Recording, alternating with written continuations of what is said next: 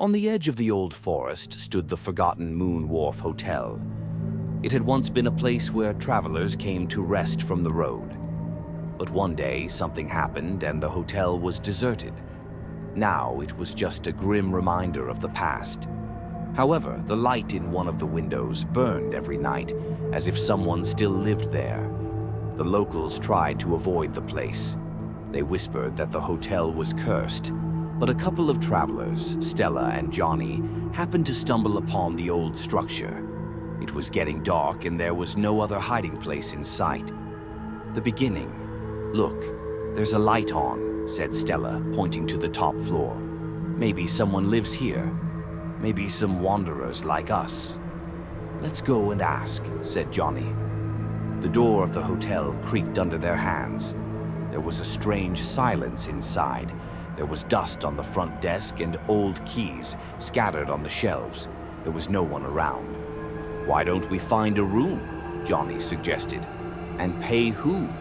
Stella grinned nervously. They went up to the second floor. The doors of many of the rooms were ajar. Behind them, they could see shabby furniture and broken beds. Only one room was locked. There was a new lock on the door and a note next to it. "Don't wake the one who sleeps." "Someone's joke?" Stella asked, trying to hide her unease. "It didn't look like it." "But that's not where we're going," Johnny shrugged. They chose the next room. As soon as they crossed the threshold, Stella felt a strange tension, as if the air were heavier than usual. The first strange incident. In the night, Stella was awakened by a noise. At first, she thought it was footsteps coming from the corridor, then a quiet, almost imperceptible knocking on the door of their room. "Do you hear that?" she asked in a whisper. Johnny only mumbled something in his sleep.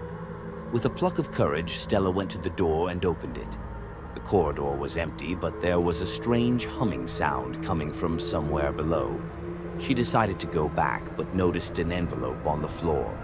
Inside was a scrap of paper. "Leave before it's too late." In the morning, Johnny only laughed. "Some of the locals decided to play a trick on us." Never mind. But when they got down to the lobby, it turned out that the keys they had seen yesterday were gone. Opening. Throughout the day, things went quietly. Stella was still thinking about the note, and Johnny decided to explore the hotel. He found an old diary behind the front desk. On the first page was the date, 1936. The pages were filled with scribbles, but among them the same entry was repeated. "Number 17. They didn't listen. They woke him up. I tried to warn." Johnny found this amusing, but in the evening he noticed that the door of number 17 was slightly ajar. In the morning, though, they had seen that the lock was closed. The climax late that night, Stella woke up again.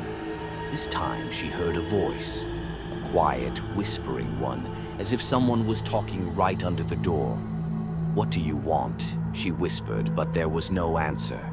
She woke Johnny. He grabbed a flashlight and looked out into the hallway. "There's no one here," he began. But suddenly he shone the light on the door of number 17.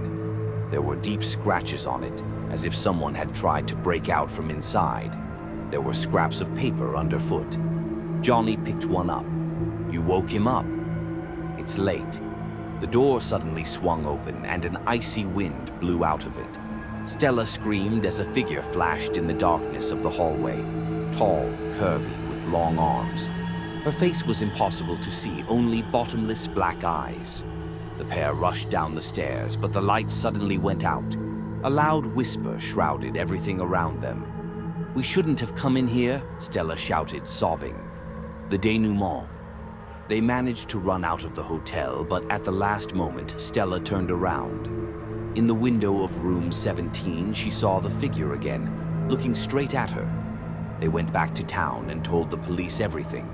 But when they arrived, the hotel was empty. The diary was gone and the doors